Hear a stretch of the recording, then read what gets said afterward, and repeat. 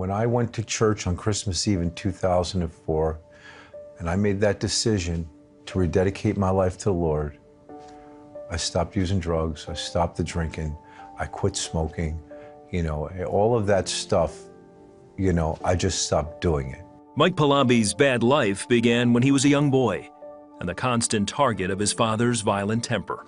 And I'd hear him, coming up the stairs, and I'd hear the belt being removed. He'd walk into the room, 5, 6, 7, 8 years old, and the last words he'd say is, "If I hear a sound, you're going to get it worse." It left me feeling unloved. And it left me feeling devalued, So growing up, I just believed the lie that my life had no value. As Mike's fear of his father intensified, so did his anger, which he learned to unleash on his classmates. My father's treatment of me home made me feel bad about myself. Me fighting with other people and beating them up made me feel good about myself. And you get a lot of respect when you win a lot of fights, right? When Mike got kicked out of high school, he began drinking and using drugs. He also started dating a young woman whose father ran a loan shark business. He recruited Mike to be a strong-arm man, collecting debts with brute force. One day, Mike was sent out to collect from a client in a hotel parking lot. I said, "No, you're going to give me the money today, or you're going to get hurt right here." He looked me in the eye and he smiled and he said, "I ain't giving you nothing." I punched him in his head, ripped his watch off his hand. I went to hit him again, and I heard something, and I looked, and all these guys with guns were running at me. I'm thinking, I'm dead. He set me up, and I'm gonna get killed today. Mike had been set up. He was arrested and sentenced to 3 years for extortion. While in prison, he lost a card game to another inmate, and when he paid up, the inmate demanded more money. Mike refused, and when the inmate returned to his cell with backup, Mike decided there was only one way out. And as soon as I was going to stab this man in his throat, I heard a voice ask me out loud, "How's it feel, tough guy? How's it feel to genuinely fear you're going to lose your life because someone's threatening you to pay a debt you don't owe? How's it feel, tough guy?" Didn't feel so good. Every cell in my body was consumed with shame. The scales fell from my eyes, and all of a sudden, I saw myself for exactly who I was: drug addict, a criminal, and I knew I deserved to be exactly where I was. Mike had gone to church as a child and believed the voice was God's.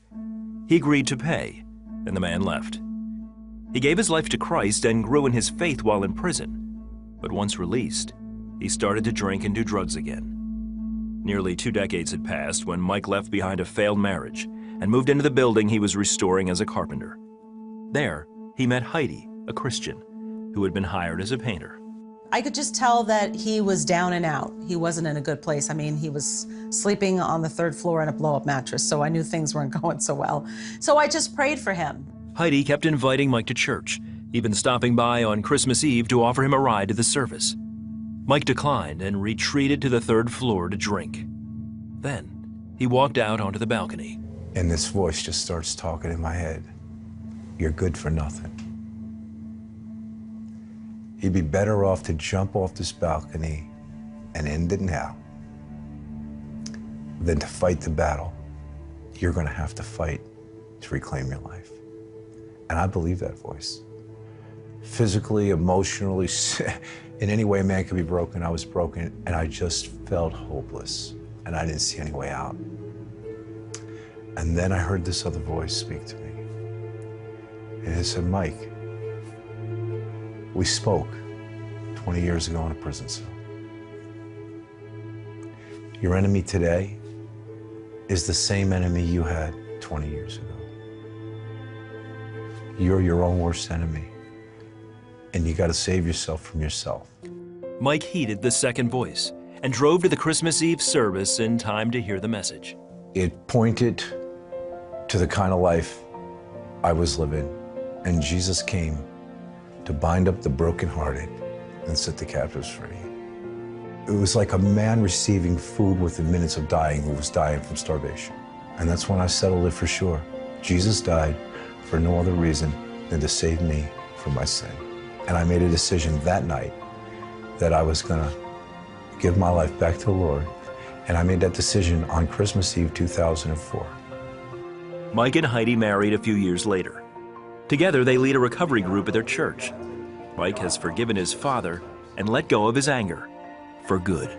He doesn't have a spirit of anger anymore. He really doesn't. There's a spirit of peace about him. And each year at Christmas, Mike celebrates his rebirth alongside the birth of his Savior, who makes all things new. The worst moments in my life have brought about the greatest moments in my life. And if you can just hang on, your worst moment is going to become your greatest moment. You just have to be willing to say, I surrender. That's it.